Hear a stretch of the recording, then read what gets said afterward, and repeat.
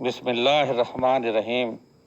عزیز طلبہ، آج ہم جملہ اور جملے کی اجزاء ترکیبی، جملہ اسمیہ اور اس کے اجزاء اور ترکیب نحوی کے بارے میں پڑھیں گے۔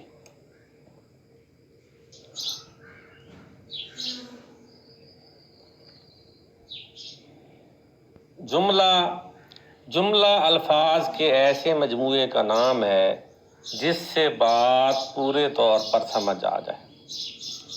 اب یہ ہم ابتدائی جماعتوں سے پڑھتے چلے آئے ہیں۔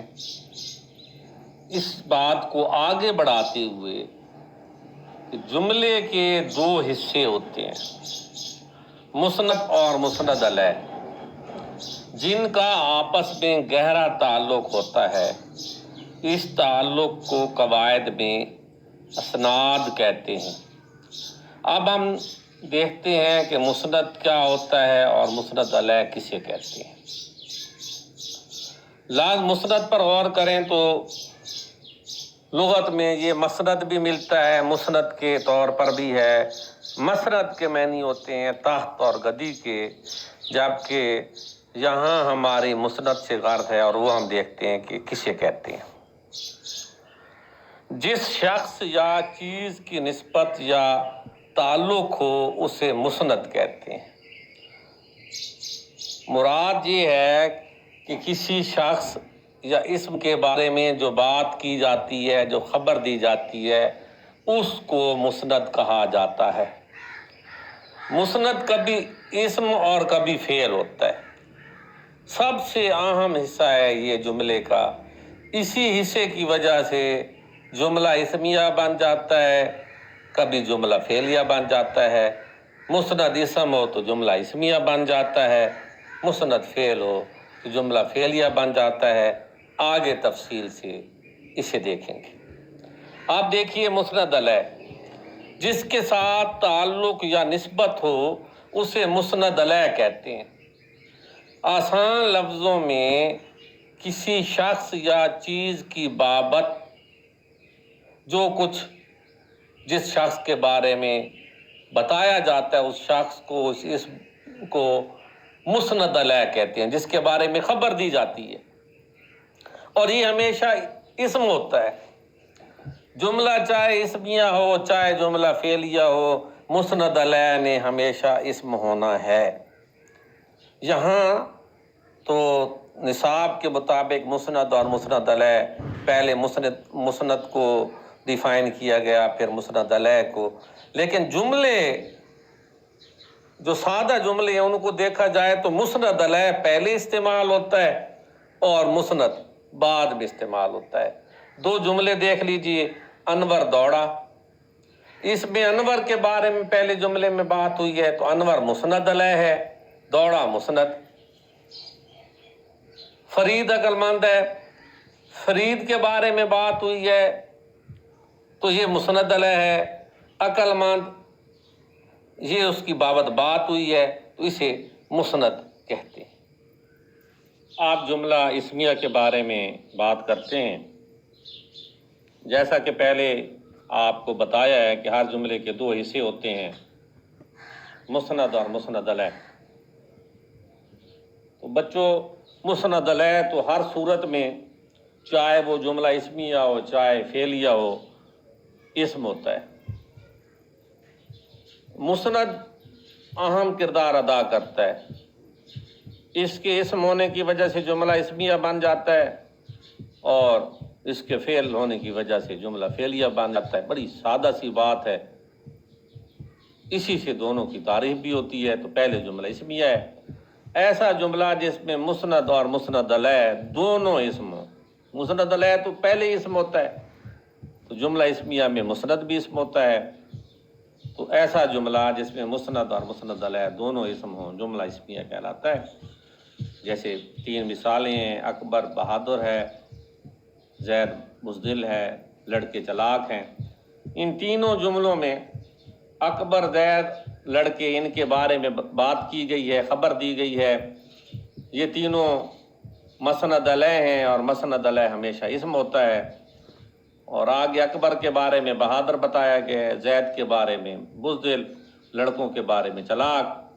تو یہ تینوں بہادر، بزدل، چلاک لفظ جو ہیں یہ اسم ہیں، تو اس میں مسند علیہ بھی اسم ہے اور مسند بھی اسم ہے، لہذا یہ جملہ اسمیہ۔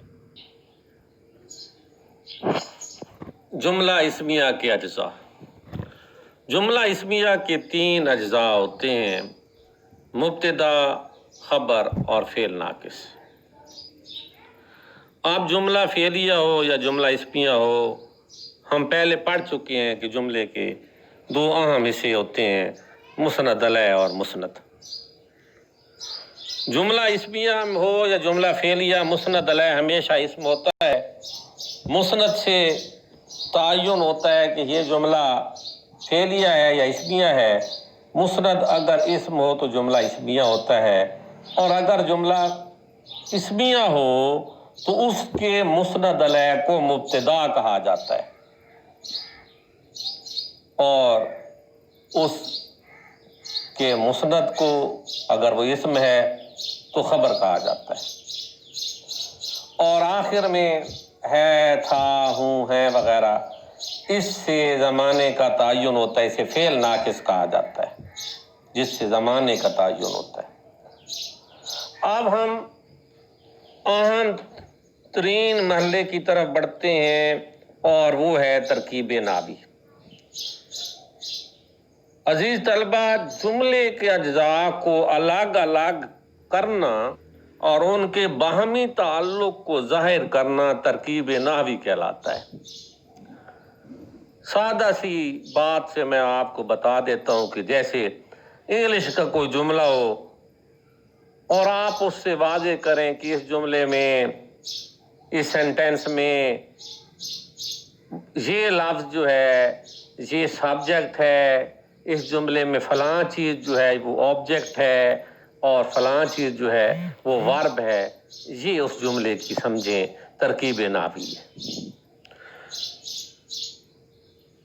تو ہم جملہ اسمیہ کی ترکیب نحوی کے بارے میں بات کر رہے ہیں، اور اس کے چند جملے ہیں: عادل ذہین تھا، اسلم نالائق ہے، پتھر سخت ہے، لکڑی مضبوط ہے، علی بہادر ہے، سارا لائق ہے، سہیب خوش ہے، تندرستی 1000 نعمت ہے۔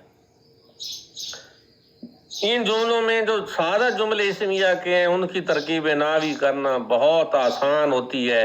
یہی 3 اجزاء ترتیب سے ہوتے ہیں۔ پہلے مبتدا ہے جس کے بارے میں بات ہوئی ہے، پھر جو ہے یہ مسند ہے جو بات بتائی گئی ہے، جو خبر دی گئی ہے، اور آخر میں فعل ناقص آتا ہے۔ اب سب جملوں میں ترتیب سے دیکھیں تو عادل، اسلم، پتھر، لکڑی، علی، سارا، سہیب، تندرستی، یہ مسند علیہ ہیں، لیکن جملہ اسمیہ میں جب ترکیب نحوی کی جاتی یا کہیں بتائی جاتی ہے تو اسے ہم مسند علیہ نہیں لکھتے بلکہ جملہ اسمیہ کے طور پر ہم یہ بتاتے ہیں کہ یہ مبتدا ہے۔ جملہ یہ کہے گا عادل والا آ جائے تو عادل مبتدا ہے، تندرستی والا آ جائے تو تندرستی مبتدا ہے۔ اب ان کے بعد ہے جی ذہین، نالائق، سخت، مضبوط، بہادر، لائق، خوش، نعمت۔ اب یہ خبر دی گئی ہے عادل کے بارے میں، ذہین ہے، اسلم نالائق، پتھر سخت، تو یہ جو ذہین، نالائق، سخت، مضبوط، بہادر، لائق، خوش، نعمت ہے، یہ مسند ہیں، اور جملہ اسمیہ میں مسند کو خبر کہتے ہیں۔ اور آخر میں پہلے جملے میں تھا فعل ناقص ہے اور باقی سب جملوں میں ہے فعل ناقص ہے۔ اب ہم جملہ اسمیہ کی ترکیب نحوی دیکھتے ہیں۔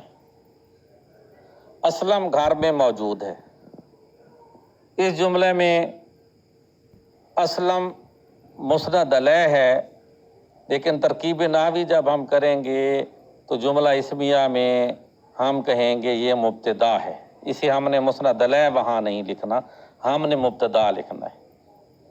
اس کے بعد ہم نے دیکھنا ہے کہ اس میں مسند جو ہے وہ موجود ہے۔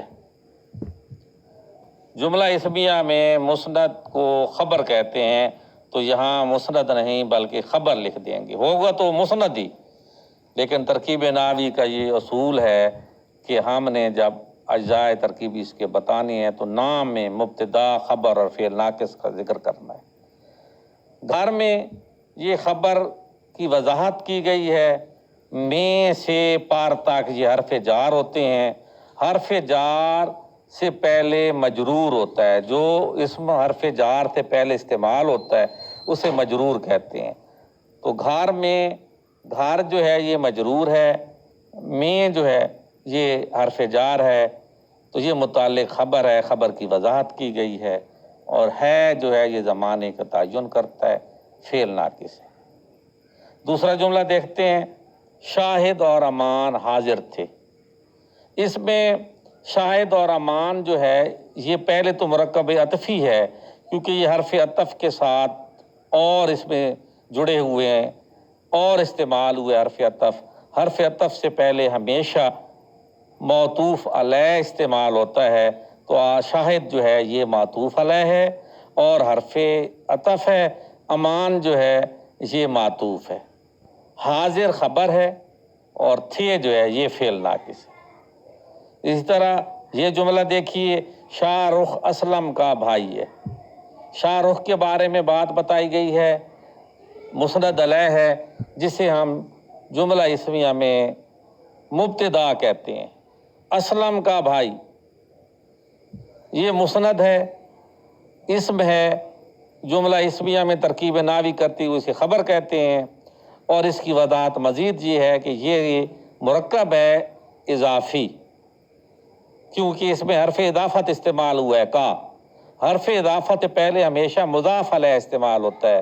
اسلم مضاف علیہ ہے، کا حرف اضافت ہے، بھائی مضاف ہے، اور ہے زمانے کا تعین کر رہا ہے، یہ فعل ناقص ہے۔